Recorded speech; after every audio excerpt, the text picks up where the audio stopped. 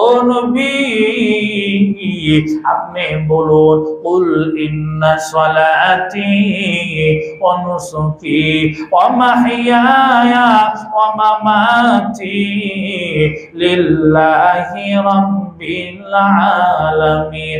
আল্লাহ আমাদের নবীকে বলে ও নবী আপনি বলুন আমার নামাজ ইন্না সলাতি আমার নামাজ ওয়া নুসুকি আমার কুরবানি ওয়া মাহইয়ায়া আমার জীবন ওয়া মামাতি আমার মরণ লিল্লাহি রাব্বিল আলামিন বিশ্ব জগতের প্রতিপালক আল্লাহর জন্য। ও মুসলমান বলেন না আমাদের নামাজ আমাদের কুরবানি কার জন্য? আল্লাহর জন্য। শুধু নামাজ শুধু কুরবানি আল্লাহর জন্য তা না, যত ইবাদত বندگی আমরা করি বলেন না সকল ইবাদত বندگی কার জন্য? আল্লাহর জন্য। দুনিয়ার কোন মানুষকে খুশি করার জন্য নয়, আল্লাহর জন্য। যদি আমাদের কুরবানি আল্লাহর জন্য হয় তাহলে নবী বলেন বিকুল্লি শারাতিন হাসানা পশুর প্রত্যেকটা পশমের বিনিময়ে কুরবানি দাতার আমলনামায় একটা করে সওয়াব লিখে দেওয়া হয়। বলেন সুবহানাল্লাহ। মুসলমান বান্দারা আমার লক্ষ্য করুন হযরত ইব্রাহিম আলাইহিস সালাতু ওয়াস সালাম আল্লাহর সন্তুষ্টির জন্য সন্তান ইসমাঈল আলাইহিস সালাতু ওয়াস সালামের গলায় ছুরি ধরছে। বলেন না কার সন্তুষ্টির জন্য? আল্লাহর সন্তুষ্টির জন্য ইব্রাহিম নবী সন্তানের গলায় ছুরি ধরছেন। ও মুসলমান শুধু সন্তানের গলায় ছুরি ধরে নাই, আল্লাহর সন্তুষ্টির জন্য ইব্রাহিম নবী তার বাবা মূর্তি পূজক বাবাকে ছেড়ে দিয়েছে। তার মূর্তি পূজক বাবা অর্থ সম্পত্তি যা কিছু ছিল সব কিছু ছেড়ে দিয়েছে আল্লাহর সন্তুষ্টির জন্য। কি সেই ঘটনা? ইব্রাহিম নবী তার মূর্তি পূজক বাবাকে বলে ও বাবা তুমি আল্লাহকে ছেড়ে এই মূর্তির ইবাদত করো না, এক আল্লাহর ইবাদত করো। মূর্তি পূজক বাবা বলে ইব্রাহিম তুমি আমার খোদার বিরুদ্ধে কথা বলো, ও ইব্রাহিম যা আমার বাড়ি থেকে বের হয়ে যা। বাবা যখন ইব্রাহিম নবীকে বলল যা বাড়ি থেকে বের হয়ে যা, ইব্রাহিম নবী বাবার সাথে কোনো তর্ক করে নাই। বাবাকে বলে বাবা আমি আল্লাহকে সন্তুষ্ট করবার জন্য তোমাকে সাল্লাম, বাড়িঘর সাল্লাম, তুমি যে মূর্তির ইবাদত করো সেই মূর্তিগুলোকে আমি আল্লাহর সন্তুষ্টির জন্য ছেড়ে দিলাম। বলেন সুবহানাল্লাহ। ও মুসলমান ইব্রাহিম নবী যে মাত্র আল্লাহর সন্তুষ্টির জন্য বাবাকে ছেড়ে দিয়েছে, ধন সম্পত্তি সব কিছু ছেড়ে দিয়েছেন, যে মাত্র ইব্রাহিম নবী সব কিছু ছেড়ে দিয়ে চলে আসছে আমার আল্লাহ ইব্রাহিম নবীর প্রতি সন্তুষ্ট হয়ে গেছে। বলেন না সুবহানাল্লাহ। আল্লাহ ইব্রাহিম নবীকে বলে ও ইব্রাহিম আমি আল্লাহর সন্তুষ্টির জন্য বাবা সাল্লাহ, বাড়িঘর সাল্লাহ, ধন সম্পত্তি টাকা পয়সা সব ছেড়ে দিলা। ও ইব্রাহিম শুনে রাখো আমি আল্লাহ তোমারকে এমন এক সন্তান দিব যে সন্তানের নাম হবে ইসহাক। ওই সন্তানকে আমি আল্লাহ নবী বানাবো। বলেন সুবহানাল্লাহ। ও ইব্রাহিম তোমার ওই সন্তান ইসহাকের পরে আরেকটা সন্তান হবে যে সন্তানের নাম হবে ইয়াকুব। ওই ইয়াকুবকেও আমি আল্লাহ নবী বানাবো। বলেন না সুবহানাল্লাহ। ও ইব্রাহিম ওই যে ইয়াকুব হবে ওই ইয়াকুবের ঘরে আমি আরেক সন্তান দিব, তার নাম হবে ইউসুফ। ইউসুফকেও আমি আল্লাহ নবী বানাবো। বলেন সুবহানাল্লাহ। ও ইব্রাহিম শুনে রাখো আমি তোমাকে এমন এক সন্তান দিব যে সন্তানের নাম হবে ইসমাঈল। ওই ইসমাঈলকেও আমি আল্লাহ নবী বানাবো। বলেন না সুবহানাল্লাহ।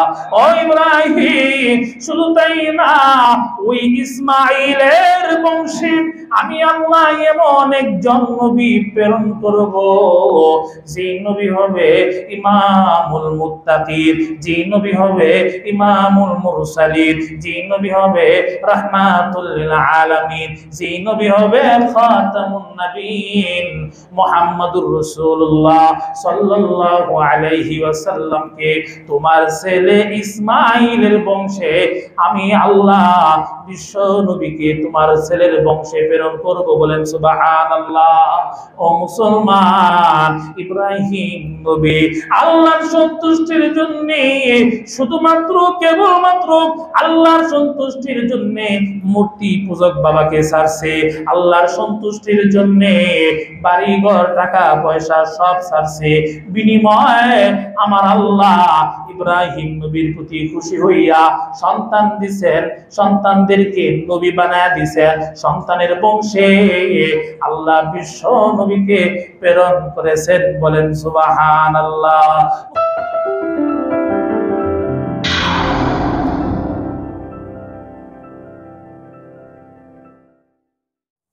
الحمد لله نحمده ونستعينه ونستغفره ونعوذ بالله من شرور أنفسنا ومن سيئات أعمالنا. من يهده الله فلا مضل له ومن يضلله فلا هادي له. ونشهد أن لا إله إلا الله وحده لا شريك له. ونشهد أن سيدنا ومولانا محمدا عبده ورسوله. أما بعد فقد قال الله تعالى في كلامه المجيد وفرقانه الحميد. أعوذ بالله من الشيطان الرجيم. بسم الله الرحمن الرحيم. قل إن صلاتي ونسكي ومحياي ومماتي لله رب العالمين. صدق الله العظيم. আলহামদুলিল্লাহ। মহান আল্লাহ রাব্বুল আলামিনের দরবারে হাজারো শুকর, যিনি আমাদেরকে অন্যান্য জুমার মতন আজকে জুমার নামাজ পড়ার উদ্দেশ্যে কোরআন ও হাদিস থেকে আলোচনা শুনবার জন্য মসজিদে আগে আগে আসার বসার তৌফিক দান করলেন। এই জন্য মাহবুদ দরবারে কালিমাতু শুকর আদায় করে বলছি আলহামদুলিল্লাহ। আমি আপনাদের সম্মুখে সূরা আনআমের 162 নম্বর আয়াতে কারীমা তেলাওয়াত করেছি। এই আয়াতকে সামনে রেখে সংক্ষিপ্ত আলোচনা করে আজকে জুমার নামাজ পড়ব ইনশাআল্লাহ। আজকে যেহেতু জিলহজ মাসের প্রথম জুমা, এই জিলহজ মাসে হজ করতে হয়, জিলহজ মাসে কুরবানি দিতে হয়, হজের আলোচনা করেছি। তো আজকে কুরবানি বিষয় নিয়ে আলোচনার ইচ্ছা পোষণ করেছি। আল্লাহ আমাকে এই বিষয়ে সঠিকভাবে বলবার, আপনাদেরকে ধৈর্য সহকারে শোনার তৌফিক দান করুন, বলেন আমিন। মুসলমান ভাইরা আমার লক্ষ্য করুন, হাদিস শরীফের মধ্যে পাওয়া যায় নবীজি বলেন, মান কানা লাহু সাআতুন ওয়া লাম ইউদাহি ফালা ইয়াকরাবান্না মুসাল্লানা। নবীজি বলেন, যে ব্যক্তির সামর্থ্য আছে, সামর্থ্য থাকা সত্ত্বেও কুরবানি করে না, সে যেন আমাদের ঈদগাহে না আসে। কত বড় কথা! নবীজি কত বড় হুমকি দিলেন, যার সামর্থ্য আছে সে যদি কুরবানি না করে তাহলে সে যেন ঈদগাহে না আসে। এই হাদিসের উপরে ভিত্তি করে সামর্থ্যবান ব্যক্তির উপর কুরবানি করা ওয়াজিব। বলেন, সামর্থ্যবান ব্যক্তির উপরে কুরবানি করা কি ওয়াজিব? মুসলমান ভাইরা আমার লক্ষ্য করুন, আল্লাহর নবী বলেন, মান কানা লাহু সাআতুন ওয়া লাম ইদাহি ফালা ইয়াকরাবান্না মুসাল্লানা। সামর্থ্য থাকা সত্ত্বেও যে ব্যক্তি কুরবানি না করে, কুরবানি যদি না করে, ওই ব্যক্তি যেন আমাদের ঈদগাহে না আসে। ও মুসলমান, এই জন্য সামর্থ্যবান ব্যক্তির উপর কুরবানি করা ওয়াজিব। মুসলমান ভাইরা আমার লক্ষ্য করে শুনুন, কুরবানির দিন 3 দিন, রাত হইল 2 দিন। বলেন, কুরবানির সময়টা হইল 3 দিন।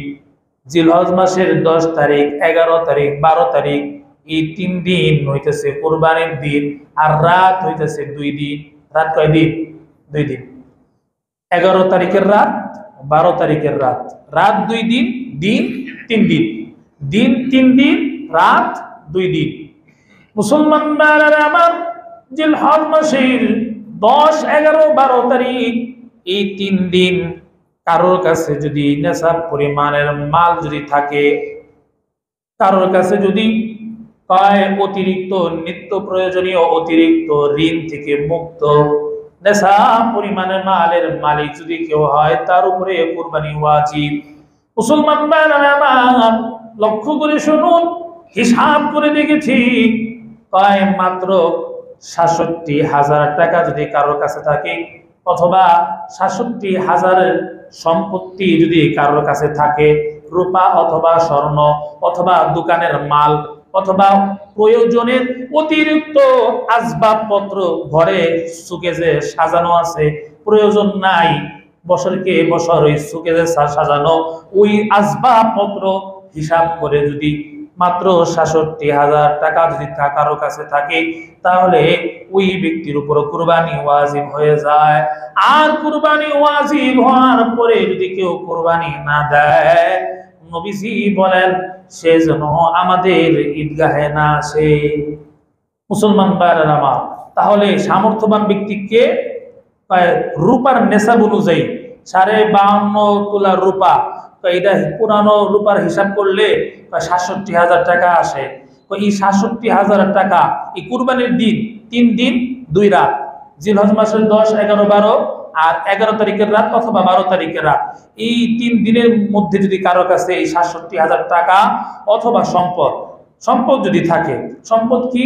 দোকানের মাল আছে ৬৭,০০০ টাকার মাল, অথবা ঘরে ৬৭,০০০ টাকা আসবাবপত্র আছে, অথবা এমন জমিন যে জমিন আপনার নিত্য প্রয়োজনীয় খোরাকের জন্য ব্যবহার হয় না, এমন জমিনের টাকাও হিসাব করতে হবে।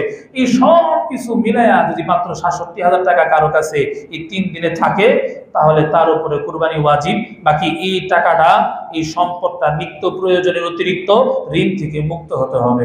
মুসলমান ভাইরা আমার লক্ষ্য করুন, তাহলে সামর্থ্যবান ব্যক্তি যে, তার উপরে কুরবানি করা ওয়াজিব। এখন কেউ যদি কুরবানি না দেয়, তাহলে রাসূল বলেন সে যেন আমাদের ঈদগাহে না আসে।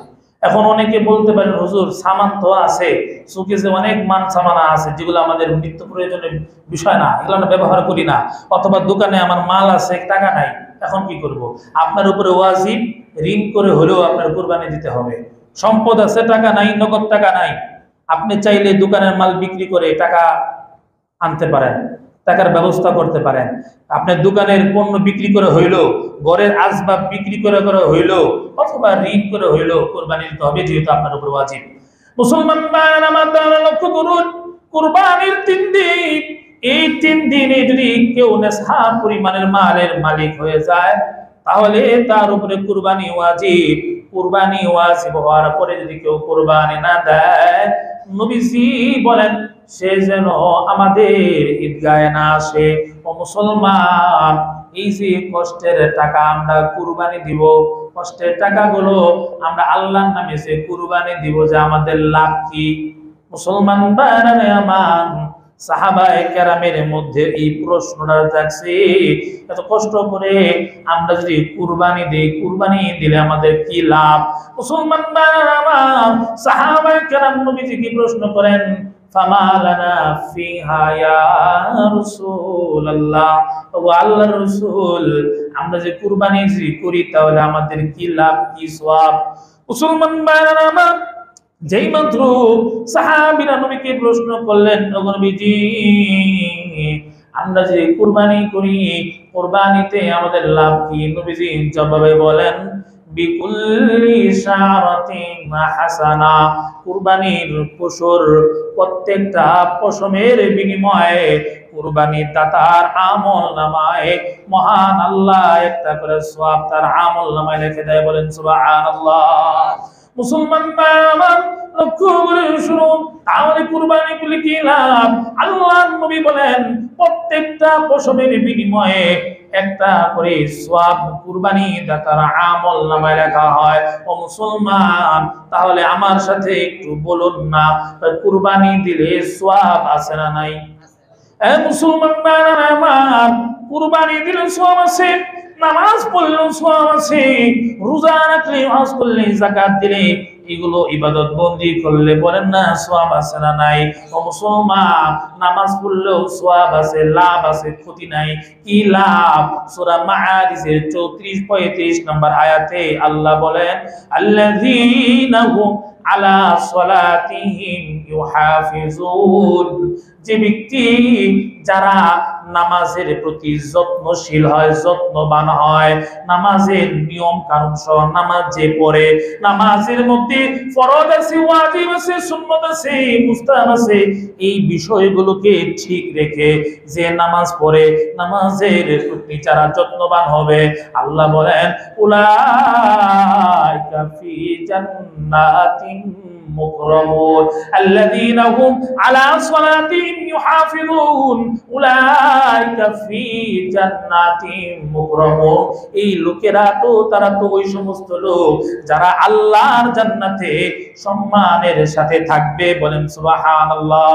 নামাজের প্রতি সূরা মাআরিজের 34-35 নম্বর আয়াত আল্লাহ বলেন, যারা নামাজের প্রতি যত্নবান হবে, সময় মতো নামাজ পড়বে, নামাজের নিয়ম কানুন সহ নামাজ যদি কেউ পড়ে, আল্লাহ বলেন উলাইকা, ওরা তো ওই সমস্ত লোক ফি জান্নাতিন মুকরামুন, যারা আমার তৈরি জান্নাতে সম্মানের সাথে থাকবে। বলেন সুবহানাল্লাহ।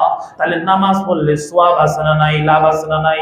নামাজ পড়লে লাভ আছে, ঠিক তেমনি রোজা রাখলেও লাভ আছে, সওয়াব আছে। বুখারী শরীফের 38 নম্বর হাদিস আল্লাহ নবী বলেন, মান সামা রমাদান ঈমানান ওয়া ইহতিসাবান গুফিরা লাহু মা তাকাদ্দামা মিন যামবি, যে ব্যক্তি ঈমানের সাথে সওয়াবের আশায় রমজানের রোজা রাখে, তার পূর্বের গুনাহগুলো maaf করে দেওয়া হয়। বলেন সুবহানাল্লাহ। তাহলে রোজা রাখলে লাভ আছে না নাই?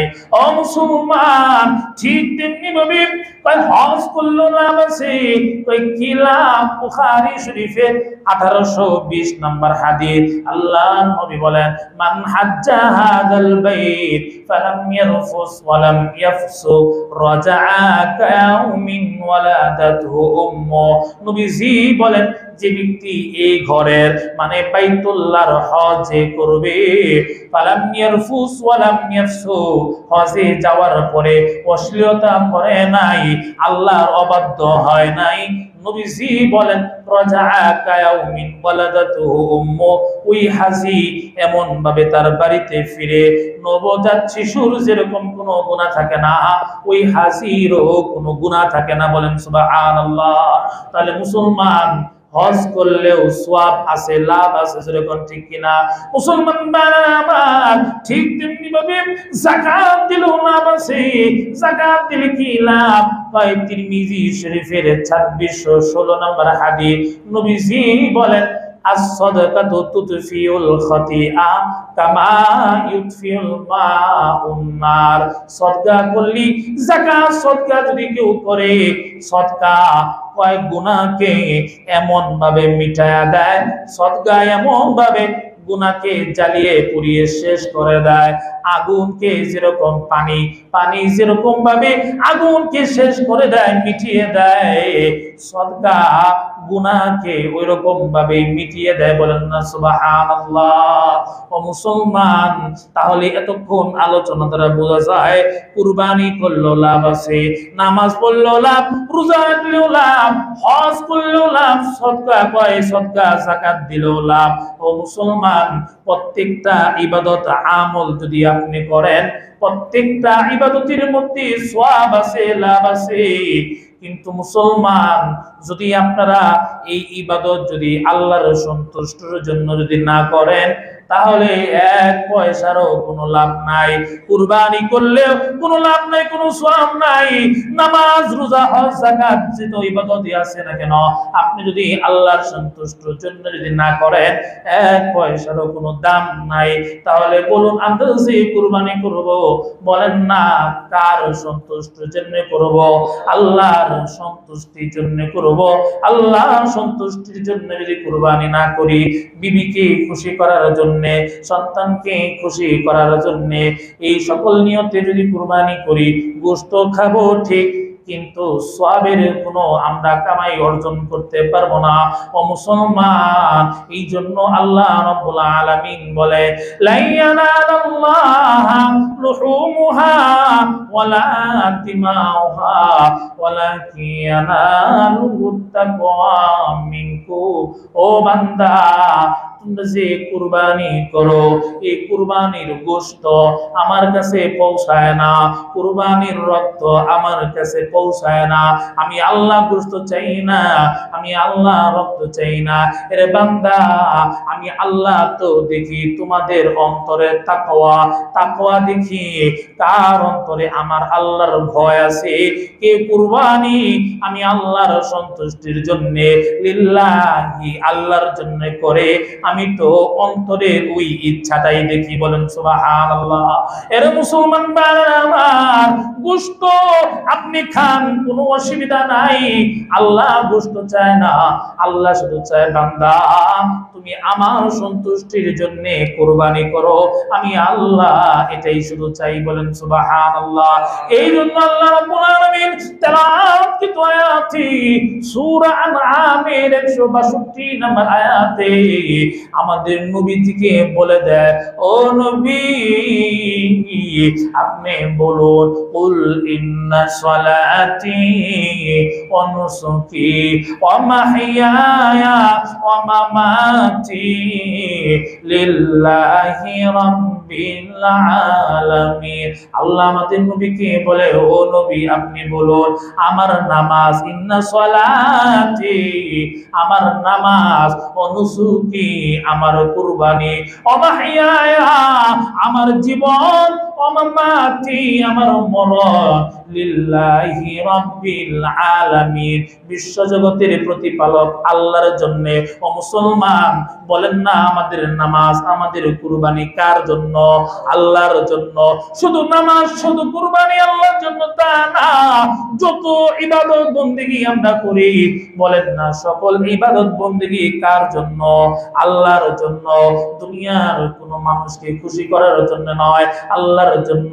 যদি আমাদের কুরবানি আল্লাহর জন্য হয়, তাহলে নবী বলেন বিকুল্লি শারাতিন হাসানা, পশুর প্রত্যেকটা পশমের বিনিময়ে কুরবানি দাতার আমলনামায় একটা করে সওয়াব লিখে দেওয়া হয়। বলেন সুবহানাল্লাহ। মুসলমান বান্দা আমার লক্ষ্য করুন, হযরত ইব্রাহিম আলাইহিস সালাতু ওয়াস সালাম আল্লাহর সন্তুষ্টির জন্য সন্তান ইসমাঈল আলাইহিস সালাতু ওয়াস সালামের গলায় ছুরি ধরছে। বলেন না কার সন্তুষ্টির জন্য? আল্লাহর সন্তুষ্টির জন্য ইব্রাহিম নবী সন্তানের গলায় ছুরি ধরছেন। ও মুসলমান, শুধু সন্তানের গলায় ছুরি ধরে নাই, আল্লাহর সন্তুষ্টির জন্য ইব্রাহিম নবী তার বাবা মূর্তি পূজক বাবাকে ছেড়ে দিয়েছে। তার মূর্তি পূজক বাবা অর্থ সম্পত্তি যা কিছু ছিল সব কিছু ছেড়ে দিয়েছে আল্লাহর সন্তুষ্টির জন্য। কি সেই ঘটনা? ইব্রাহিম নবী তার মূর্তি পূজক বাবাকে বলে, ও বাবা, তুমি আল্লাহকে ছেড়ে এই মূর্তির ইবাদত করো না, এক আল্লাহর ইবাদত করো। মূর্তি পূজক বাবা বলে, ইব্রাহিম তুমি আমার খোদার বিরুদ্ধে কথা বলো? ও ইব্রাহিম, যা আমার বাড়ি থেকে বের হয়ে যা। বাবা যখন ইব্রাহিম নবীকে বলল যা বাড়ি থেকে বের হয়ে যা, ইব্রাহিম নবী বাবার সাথে কোনো তর্ক করে নাই। বাবাকে বলে, বাবা আমি আল্লাহকে সন্তুষ্ট করবার জন্য তোমাকে সাল্লাম, বাড়িঘর সাল্লাম, তুমি যে মূর্তির ইবাদত করো সেই মূর্তিগুলোকে আমি আল্লাহর সন্তুষ্টির জন্য ছেড়ে দিলাম। বলেন সুবহানাল্লাহ। ও মুসলমান, ইব্রাহিম নবী যে মাত্র আল্লাহর সন্তুষ্টির জন্য বাবাকে ছেড়ে দিয়েছে, ধন সম্পত্তি সব কিছু ছেড়ে দিয়েছেন, যে মাত্র ইব্রাহিম নবী সব কিছু ছেড়ে দিয়ে চলে আসছে, আমার আল্লাহ ইব্রাহিম নবীর প্রতি সন্তুষ্ট হয়ে গেছে। বলেন না সুবহানাল্লাহ। আল্লাহ ইব্রাহিম নবীকে বলে, ও ইব্রাহিম আমি আল্লাহর সন্তুষ্টির জন্য বাবা সাল্লাহ, বাড়িঘর সাল্লাহ, ধন সম্পত্তি টাকা পয়সা সব ছেড়ে দিলা। ও ইব্রাহিম শুনে রাখো, আমি আল্লাহ তোমারকে এমন এক সন্তান দিব যে সন্তানের নাম হবে ইসহাক। ওই সন্তানকে আমি আল্লাহ নবী বানাবো। বলেন সুবহানাল্লাহ। ও ইব্রাহিম তোমার ওই সন্তান ইসহাকের পরে আরেকটা সন্তান হবে, যে সন্তানের নাম হবে ইয়াকুব। ওই ইয়াকুবকেও আমি আল্লাহ নবী বানাবো। বলেন না সুবহানাল্লাহ। ও ইব্রাহিম ওই যে ইয়াকুব হবে, ওই ইয়াকুবের ঘরে আমি আরেক সন্তান দিব, তার নাম হবে ইউসুফ। ইউসুফকেও আমি আল্লাহ নবী বানাবো। বলেন সুবহানাল্লাহ। ও ইব্রাহিম শুনে রাখো, আমি তোমাকে এমন এক সন্তান দিব যে সন্তানের নাম হবে ইসমাঈল। ওই ইসমাঈলকেও আমি আল্লাহ নবী বানাবো। বলেন না সুবহানাল্লাহ। ও ইব্রাহিম শুধু তাই না, ওই ইসমাঈলের বংশে আমি আল্লাহ এমন একজন নবী প্রেরণ করব, যে নবী হবে ইমামুল মুত্তাকিন, যে নবী হবে ইমামুল মুরসালিন, যে নবী হবে রাহমাতুল লিল আলামিন, যে নবী হবে খাতামুন নবিয়্যিন মুহাম্মাদুর রাসূলুল্লাহ সাল্লাল্লাহু আলাইহি ওয়াসাল্লামকে তোমার ছেলে ইসমাঈলের বংশে আমি আল্লাহ বিশ্ব নবীকে তোমার ছেলের বংশে প্রেরণ করব। বলেন সুবহানাল্লাহ। ও মুসলমান, ইব্রাহিম নবী আল্লাহর সন্তুষ্টির জন্য শুধুমাত্র কেবলমাত্র আল্লাহর সন্তুষ্টির জন্য মূর্তি পূজক বাবাকে ছাড়ছে, আল্লাহর সন্তুষ্টির জন্য বাড়িঘর টাকা পয়সা সব ছাড়ছে। বিনিময়ে আমার আল্লাহ ইব্রাহিম নবীর প্রতি খুশি হইয়া সন্তান দিছেন, সন্তানদেরকে নবী বানায় দিছেন, সন্তানের বংশে আল্লাহ বিশ্ব নবীকে প্রেরণ করেছেন। বলেন সুবহানাল্লাহ। মুসলমান বাবা, তাহলে ইব্রাহিম নবী আল্লাহর সন্তুষ্টির জন্য কয় ছেলের গলায় ছুরি ধরছে, আল্লাহর সন্তুষ্টির জন্য মূর্তি পূজক বাবাকে ছাড়ছে, ধন সম্পত্তি সব কিছু ছাড়ছে, আল্লাহর সন্তুষ্টির জন্য আমার আল্লাহ ইব্রাহিম নবীর প্রতি সন্তুষ্ট হয়ে গেছে। যার কারণে দেখা যায় আগুনে ফালানো হয়েছে, আগুনে পুড়ে না। বলেন না সুবহানাল্লাহ। ও মুসলমান ভাইরা আমার, এই জন্য আমরা আমাদের যাদের উপরে কুরবানি ওয়াজিব, আমরা যদি আল্লাহর সন্তুষ্টির জন্য যদি কুরবানি দেই, তাহলে নবী বলেন বিকুল্লি শারাতিন হাসানা, প্রত্যেকটা পশমের বিনিময়ে কুরবানি দাতা একটা করে সওয়াব পায়। সুবহানাল্লাহ। প্রত্যেকটা পশমের বিনিময়ে একটা করে সওয়াব পায়। তাহলে মুসলমান ভাইরা আমার, আমরা যারা কুরবানি করব স্ত্রী সন্তুষ্টির জন্য না, সন্তানের মন খারাপ হবে এই জন্য না, মানুষ আমি যদি কুরবানি না দিই মানুষ আমাকে কি বলবে, মানুষের ভয়ে, এই সকল কারণে না, বরং আমরা যদি নিয়ত করি যে আমি আল্লাহর সন্তুষ্টির জন্য দিতেছি, তাহলে গোশত আমি খাবো, সব আমার থাকবে, অসুবিধা নাই। শুধু নিয়তটা যদি আমরা করি আল্লাহর সন্তুষ্টি, তাহলে আমরা সওয়াব পাবো। তাহলে কিয়ামতের ময়দানে আল্লাহ তাআলা এর উত্তম বিনিময়, বদলা, জাযা আমাদেরকে দিবেন। আল্লাহ তাআলা আমাদেরকে আমল করা তৌফিক দান করে, বলেন আমিন। মুসলমান ভাইরা আমার, লক্ষ্য করুন কুরবানির ফজিলত, কুরবানির এই ঘটনা আমরা সবাই জানি। কারণ প্রত্যেকটা বছর আমরা এই পুরান ওয়াজ, নতুন কোনো ওয়াজ নাই। এখন বলবেন হুজুর নতুন কিছু বলেন, নতুন কিছু বলার নাই। কুরবানির বিষয় আলোচনা এটাই যে ইব্রাহিম আলাইহিস সালাম, ইসমাইল আলাইহিস সালাম, আদম, হাবিল, কাবিল, এই আলোচনাই। তো লক্ষ্য করুন আমরা এই ফজিলত জানি, কুরবানির কি ফজিলত, আল্লাহ সন্তুষ্টির জন্য দিতে হবে এটাও আমরা জানি। এখন কিছু মাসালা বলবো, এগুলো আমাদের জানা দরকার। কারণ আমার এত কষ্টের টাকা 50,000 25,000 শরীক আমি ধরছি, এত কষ্টের টাকা আমি কুরবানি দিতেছি আল্লাহর জন্য। এখন যদি আমার কুরবানি যদি সঠিক না হয়, সহি না হয়, তাহলে এত কষ্টের টাকা আমি কেন কুরবানি দিতেছি? গোশত খাওয়ার জন্য। হ্যাঁ, যারা গোশত খাওয়ার জন্য দিতেছেন তারা তো দিতেছেন, অসুবিধা নাই। কিন্তু যারা আল্লাহর জন্য দিতে চান, আল্লাহকে সন্তুষ্ট করার জন্য, আল্লাহর হুকুম পালনের জন্য দিতে চান, তাহলে অবশ্যই কুরবানির মাসালা মাসাইল আমাদের জানা থাকা দরকার এবং জানতে হবে, যেরকম, ঠিক না? এখন আমি কিছু মাসালা বলবো, লক্ষ্য করে শুনুন। 1 নম্বর মাসালা, এই বিষয়গুলো আমি সমাজের সম্মুখীন হয়েছি, আমি গত বছর এই বিষয়গুলো সম্মুখীন হয়েছি, যার কারণে আমার এই বিষয়গুলো বলা আমার কর্তব্য, দায়িত্ব। মানা না মানা আর আপনাদের কর্তব্য। লক্ষ্য করুন 1 নম্বর মাসালা হচ্ছে, অনেকেই দেখা যায় কুরবানি পশু ক্রয় করে, এরপরে বলে যে হুজুর এরা আমাদের পরিবারের পক্ষ থেকে। এখন উদাহরণস্বরূপ একজন একটা বকরি কিনছে, এখন বলুন একটা বকরিতে কয়জনে অংশগ্রহণ করতে পারে? একজন। একটা বকরি একজনের পক্ষ থেকে একজনই অংশগ্রহণ করতে হবে। বকরির মধ্যে একটা অংশ, কুরবানি গরুর মধ্যে 7টা অংশ থাকে, আর বকরির মধ্যে একটা অংশ, তাহলে একটা অংশ একজনের পক্ষ থেকে হতে হবে। এখন আপনি বকরি কিনে যদি বলেন হুজুর আমার পরিবারের পক্ষ থেকে, তা পরিবারের সংখ্যা তো 2 জন 3 জন 4 জন 5 জন 6 7 জন থাকতে পারে, তা 7 জন 8 জনের পক্ষ থেকে তো একটা বকরিতে কুরবানি হয় না, যেরকম, ঠিক না? এজন্য এখন বলবেন যে হুজুর তাহলে নবী যে একটা বকরি কুরবানি করছে আর সকল উম্মতের পক্ষ থেকে একটা বকরি কুরবানি করছে, ওই যে হাদিস আছে, ওই হাদিস কই যাইব? ওই হাদিস বুঝতে হইব, ব্যাখ্যা বুঝতে হইব। ওই হাদিস একটা বকরি নবীজি কুরবানি দিছে, নবীর পক্ষ থেকেই দিছে, একজনের পক্ষ থেকে, নবীর পক্ষ থেকে।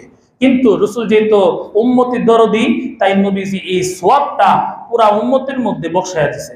কিন্তু এই বকরি যে কুরবানি দিছে রাসূল কিন্তু সকলের পক্ষ থেকে দেয় না, রাসূল নিজের পক্ষ থেকে দিছে, সওয়াবটা দিছে সকলেরকে বসায়া। এজন্য একটা বকরিতে একজনই অংশগ্রহণ করতে পারবে, 2 জন 3 জন 4 জন 5 জন পরিবার, এক পরিবার হোক ভিন্ন পরিবার হোক, এক বকরিতে একজনের বেশি অংশগ্রহণ করতে পারবে না। এখন বলবেন হুজুর তাহলে যদি গরু কিনে যদি পরিবারের পক্ষ থেকে দিই, তো গরু কিনেও দিতে পারবেন। পরিবারের সংখ্যা যদি 7 জন হয়, 5 জন হয়, 6 জন হয়, 7 জন হয়, তাহলে একটা গরু কিনে পরিবারের পক্ষ থেকে দিতে পারবেন, অসুবিধা নাই। কিন্তু পরিবারের সংখ্যা যদি 8 জন হয়, 8 এর উপরে হয়, তাহলে কিন্তু এক গরুতেও পরিবারের পক্ষ থেকে দেওয়া যাবে না। ফতুয়ার মাসালার কিতাবের মধ্যে আছে লা তাজুজু আন সামানিয়াতিন, 8 জনের পক্ষ থেকে কুরবানি দিলে সেই কুরবানি জায়েজ হবে না।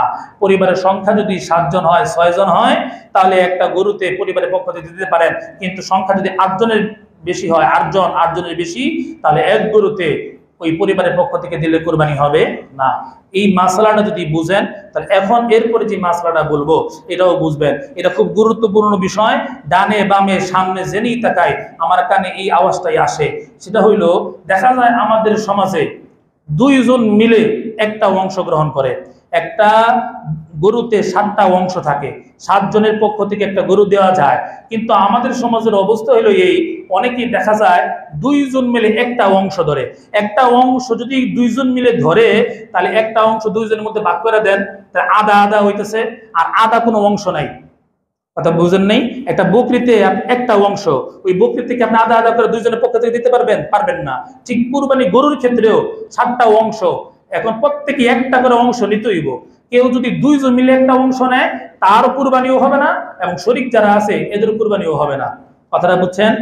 একটা অংশ একজনের পক্ষ থেকে, যেমন আমাদের সমাজে দেখা যায় 2 ভাই মিলে একটা অংশ নেয়, অথবা 2 বন্ধু, অথবা 2 প্রতিবেশী, এরা দুইজন পরামর্শ করে, দেখো তুমি আমি মিললে একটা অংশ নেই, এরপরে এই কুরবানি গোশত আমরা নিজেরা বন্টন করে নেব, তোমার নামই থাকবো, নাম তোমারটাই দিবা, কিন্তু আমরা দুইজন অংশীদার, গোশত এরা দুইজন বন্টন করে নেয়, টাকা দুইজনের, কিন্তু নাম দেয় একজনের। নাম একজন দিলে কি হইব, কিন্তু মূলত অংশীদার তো দুইজন। এখন ধরেন একটা গরু কেনা হয়েছে, 6 জন, ঠিক আছে, 6 জন 6 জনের পক্ষ থেকে, ঠিক আছে, একটা শরীক উল্টা পাল্টা সে কি করছে, 2 ভাই মিলে একটা অংশগ্রহণ করছে, তাহলে সংখ্যা হইতেছে মূলত কয়জন? 8 জন। 6 জন তো ঠিক আছে, এই 7 জনের যে শরীকটা সে উল্টা পাল্টা 2 ভাই মিলে একটা অংশগ্রহণ করছে, তাহলে এই 6 জন আর এই 2 জন সংখ্যা হলো কয়জন? 8 জন। তাহলে লা তাজুজু আন সামানিয়াতিন, 8 জনের পক্ষ থেকে কুরবানি হয় না। তো তাদের তো হবে না, তাদের কারণে বাকি যারা আছে এদেরও কুরবানি হবে না। ফতোয়ার সর্বোচ্চ কিতাব ফতোয়া শামিতে আছে, ওয়ালাউলি আহাদিহিম আকাল্লা মিনাস সাবঈ লা ইয়াজুজু আন আহাদিন, 1/7 অংশের চেয়ে যদি কারোর কম হয়, 1 অংশের চেয়ে যদি কোনো কুরবানি শরীকের 1 অংশের চেয়ে যদি কারো কম হয়, তাহলে কারোর কুরবানি হবে না।